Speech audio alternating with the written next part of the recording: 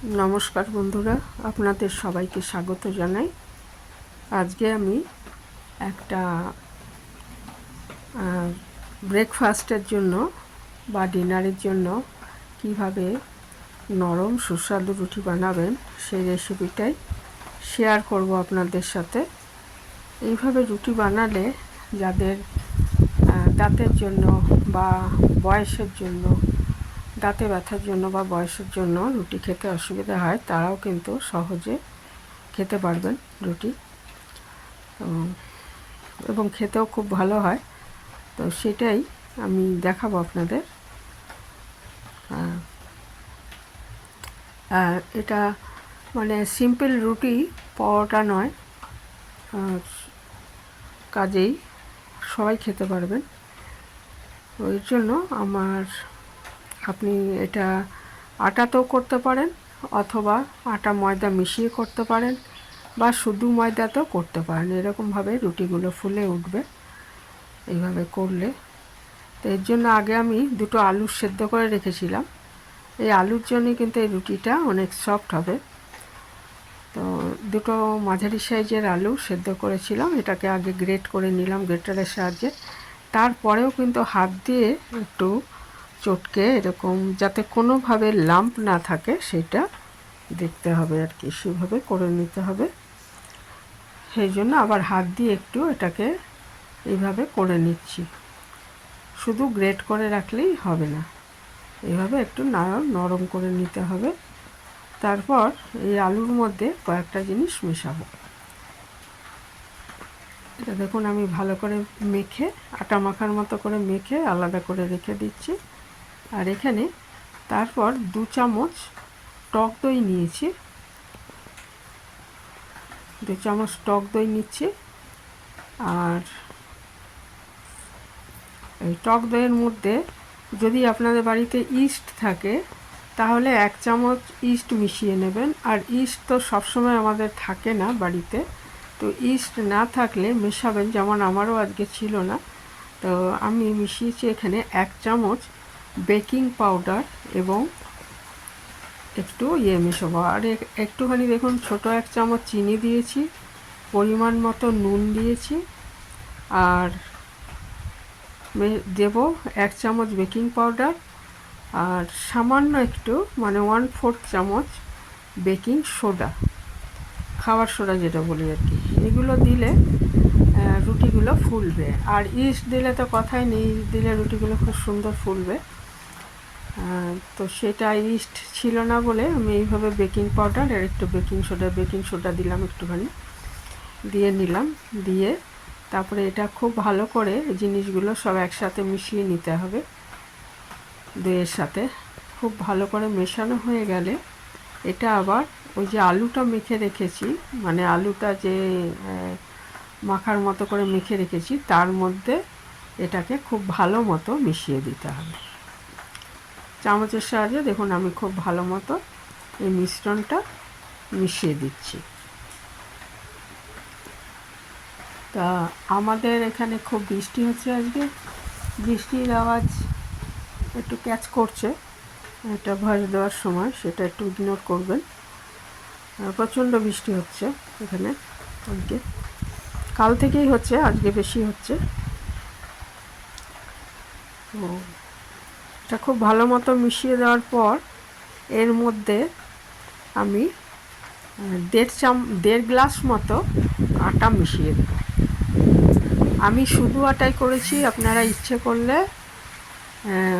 আটা আর ময়দা মিশিয়ে করতে পারেন, বা শুধু ময়দাতেও করতে পারেন। আমি যেহেতু ময়দাটা কমই ব্যবহার করি, একমাত্র লুচি টুচি বানানোর সময় বা ওই ধরনের কোনো জিনিস বানানোর সময় করি, আটাতেই করলাম। আটা ময়দা মিশিয়েও করতে পারেন বা শুধু ময়দাতেও করতে পারেন। যেহেতু এটা রুটি বানাচ্ছি আমি শুধু আটাতেই করলাম। এবারে দেখুন আমি ওই দই আর ওই আলু এবং সঙ্গে তো দেখলেনই যে বেকিং পাউডার, বেকিং সোডা, চিনি আর লবণ দিয়েছি, ওই যে মিশ্রণটা সেটা আটার সাথে খুব ভালো মতো 1.5 গ্লাস মতো এখানে আটা নিয়েছি। আপনি যতগুলো রুটি করতে চান সেই হিসাবে এটায় মোটামুটি 8-9টা রুটি তৈরি হবে। আর রুটিগুলো একটু মোটা করেই বেলতে হবে, একদম পাতলা নয়, তাহলে ফুলবে।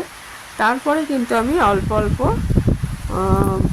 জল দিয়ে এটাকে মেখে নেব আর কি। প্রথমেই কিন্তু জলটা দেবেন না, তাহলে জল বেশি হয়ে যেতে পারে। আমি প্রথমে আগে ওই আলুর মিশ্রণটার সাথে আটাটা মেখে নিয়েছি, তারপর অল্প অল্প জল দিয়ে একটু নরম করে মেখে রাখতে হবে, তাহলে রুটিগুলো ভালো হবে, সফট হবে এবং একদম নরমই থাকবে দীর্ঘক্ষণ।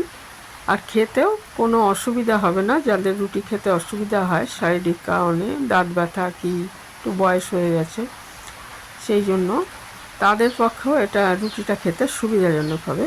তবে হ্যাঁ, এর মধ্যে আলু আছে, এটা যাদের আলু খাওয়া বারণ তারা তো এটা রোজ খেতে পারবেন না, তবে এক আধ দিন অবশ্যই খাওয়া যাবে। যাদের ডায়াবেটিস আছে বা অন্য আলু খাওয়া চলে না, তারা এটা রোজ খেতে পারবেন না এই ধরনের রুটি।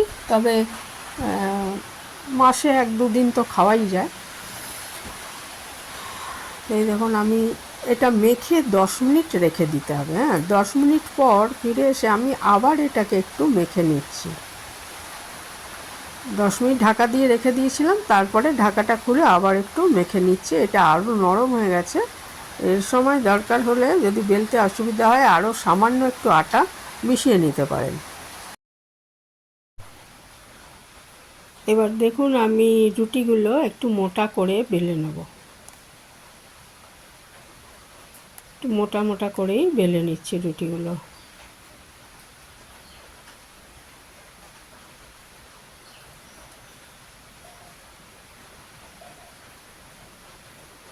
একটু মোটা করে বেললে এটা ফুলবে আর কি ভালো মতো।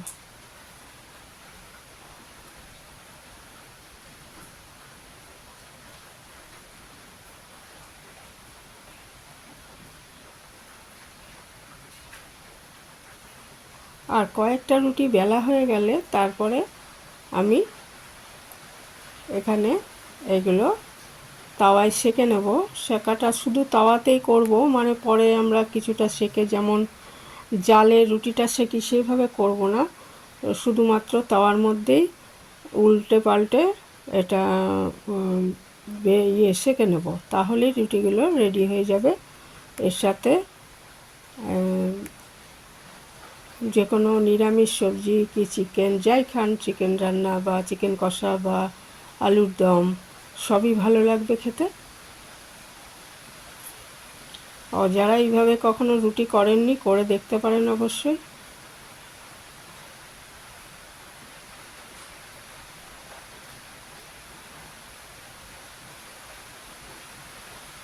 এখন আমি এগুলো বেলে নিচ্ছি। বেলতে অসুবিধা হয়নি, একটু নরম নরমই এটা মাখতে হবে, কিন্তু একটু বেশি আটা দিয়ে বেললেই সেটা অসুবিধা হবে না আর বেলতে। আমি এটা মোটা করেই বেলে নিচ্ছি। কয়েকটা রুটি বেলা হয়ে যাওয়ার পর আমি এগুলো সব সেঁকে নিচ্ছি তাওয়াতে। একটা ননস্টিক তাওয়া আমি বসিয়ে দিয়েছি। তাওয়াটা খুব ভালো মতো গরম হয়ে গেলে তারপরেই দেবেন রুটিটা। তাওয়াটা খুব ভালো মতো গরম হয়ে গেলে তারপরে আমি একটা রুটি দিয়ে দিলাম। 2 পিঠ আগে একটু উল্টো পাল্টে সেঁকে তারপরে আবার একটু একটু খুন্তির সাহায্যে চেপে চেপে দিলেই রুটিগুলো ফুলে উঠবে।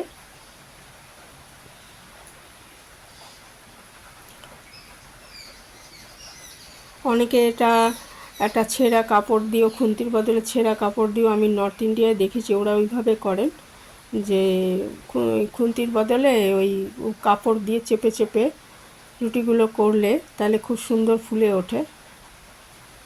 ওইভাবেও করতে পারেন, এমনিও ফুলে উঠেছে রুটিগুলো। এবং দই রয়েছে, তারপরে বেকিং পাউডার রয়েছে, আর ইস্ট দিলে তো কথাই নেই, তাহলে রুটিগুলো এরকম ফুলে উঠবে এবং দীর্ঘক্ষণ নরম থাকবে।